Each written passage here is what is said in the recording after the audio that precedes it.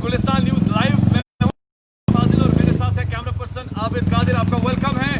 और सुबह सुबह जी हाँ, सबसे पहले कश्मीर और कश्मीर को लेकर बात करें। और कश्मीर में बढ़ता हुआ आंकड़ा लगातार कोरोना वायरस का, और कोरोना वायरस को लेकर जी हाँ चेन ब्रेक करने के लिए इंतजामात की तरफ से, अगर इंतजामिया की तरफ से मैं बात करूं तो कई सारे ऐसी चीजें, कई सारे ऐसे इकदाम ग्राउंड पर लेने की कोशिश और लिए भी जाते हैं, मगर जमीनी सतह पर हम कह सकते हैं कि बिल्कुल भी उसका खास तौर पे असर दिखाई नहीं देता है। कोई इंप्लीमेंटेशन नहीं है। लॉकडाउन जो है वह नाम का रह गया है। और साथ ही साथ ये भी कह सकते हैं कि सोशल डिस्टेंसिंग की धज्जियां उड़ाई जा रही है। अक्सर बेशतर मैं बात करूं तो शहर खास को लेकर दीगर जो भी कनेक्टेड एरियाज है वहां पर अच्छी खासी भीड़ है। और जिस तरीके से रेड जोन को लेकर बात की जाती है, रेड जोन के मामलात को लेकर बात की जाती है, वो रेड जोन आजकल कहीं भी दिखाई नहीं दे रहे हैं। क्योंकि बात करें आए रोज बढ़ती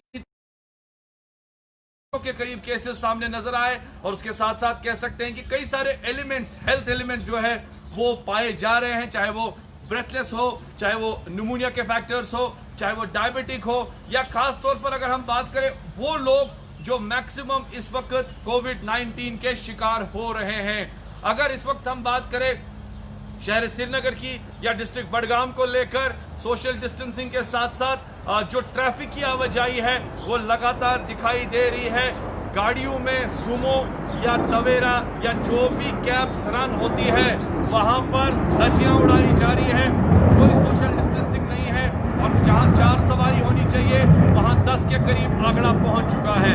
अक्सर बेशतर हम ये देखते हैं कि पुलिस भी खड़ी है, तो कार्रवाई कहां हो रही है? कार्रवाई अगर हो रही है तो किस हद तक हो रही है वो आप भी जानते हैं और हम भी जानते हैं। का हाल भी बुरा हो चुका है। मगर अस्पतालों के साथ साथ बात करें कोरोना वायरस की वैक्सीन को लेकर एक बड़ी खबर सामने नजर आ रही है।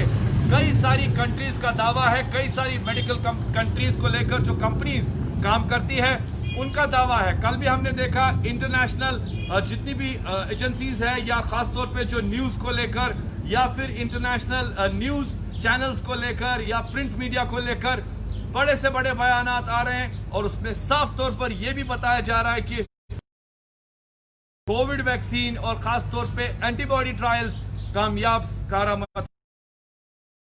पहले ऑक्सफोर्ड का दावा, उसके साथ साथ चीन का दावा, अब है रूस का दावा, और रशिया ने भी ये बिल्कुल जी हां ठांट ली है। और उनका दावा यह है कि तकरीबन एक ऐसी वैक्सीन और एक ऐसे मेडिकल टीम जो कि डिफेंस की, उनके 40 से 50 लोग जितने भी वॉलंटियर्स हैं उन पर वो वैक्सीन ट्रायल की गई है, और वो वैक्सीन जो है कारामद साबित हुई है। यानी उनका मानना है कि वाहिद एक ऐसी कंट्री है, वाहिद एक ऐसा जी हाँ जरिया है जो इस वक्त लगातार कोरोना वायरस की वैक्सीन के पीछे पड़ा हुआ है। और सबसे बड़ी खूबसूरत मिसाल ये भी है कि ये सेफ है, और खास तौर पर इसका ट्रायल सक्सेसफुल हुआ है। फिलहाल 3 नाम हमारे सामने बड़े हैं। एक तो हम कह सकते हैं कि ऑक्सफोर्ड, दूसरा हम कह सकते हैं चाइना वुहान, और तीसरा हम कह सकते हैं रशिया।